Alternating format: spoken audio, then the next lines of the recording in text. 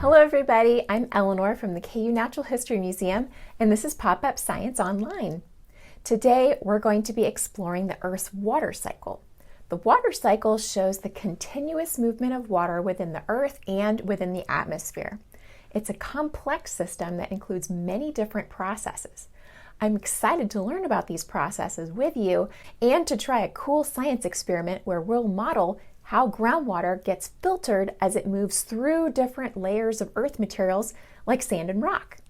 If you picked up a science kit from the museum earlier this month, then you have everything that you need in order to conduct the experiment. If you didn't pick up a kit, no problem. Just head to our Museum from Home webpage and click on the Pop-Up Science tab to find a downloadable PDF with all the instructions and a list of supplies, many of which you probably have around your home and yard.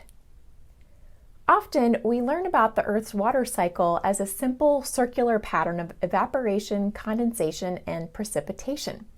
But the reality is actually quite a bit more complicated. The water cycle influences everything from our ability to forecast weather, to long-term climate patterns, to available drinking and agricultural water, to ecosystem and organism health.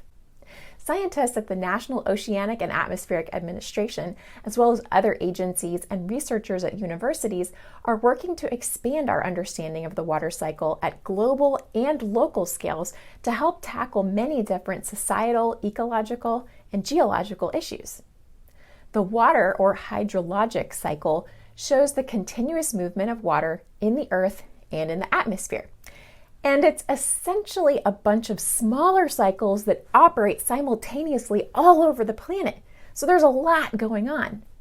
At any one time, you can have liquid surface water evaporating into a gas called water vapor. After rising and reaching cold temperatures far up in the atmosphere, the water vapor condenses to form clouds.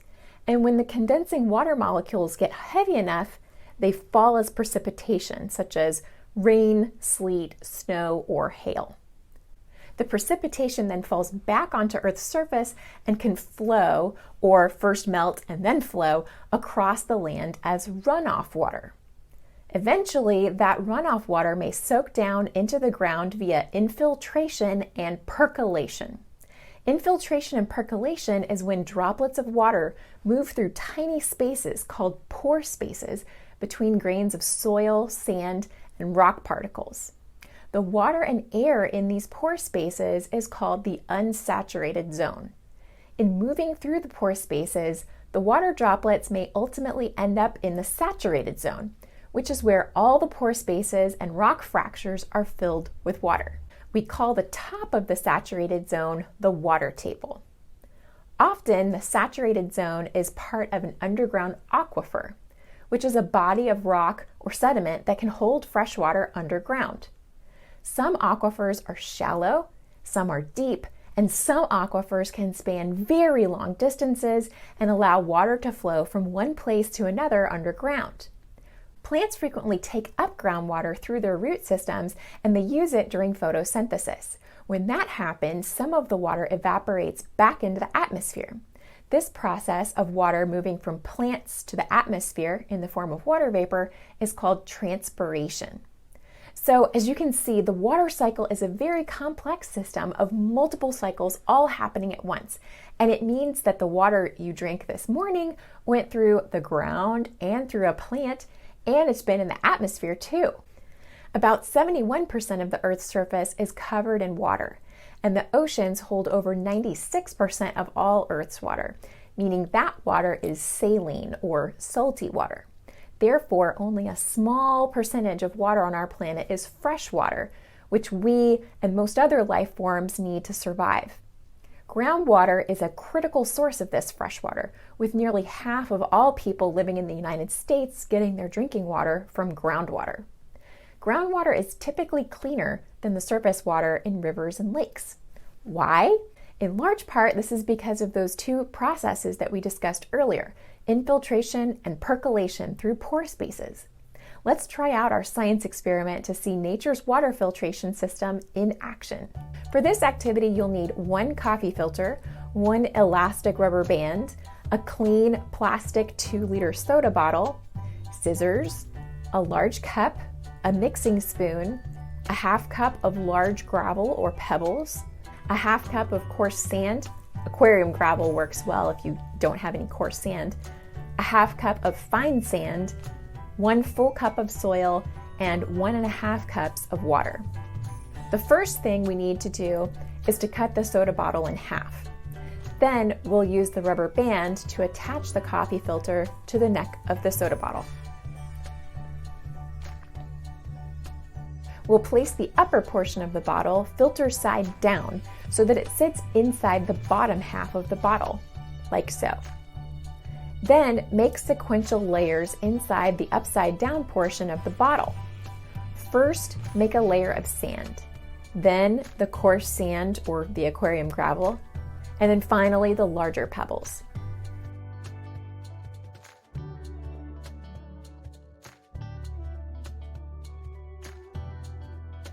In the cup, mix the dirt and the 1.5 cups of water together. You want to make a really good mud water concoction here.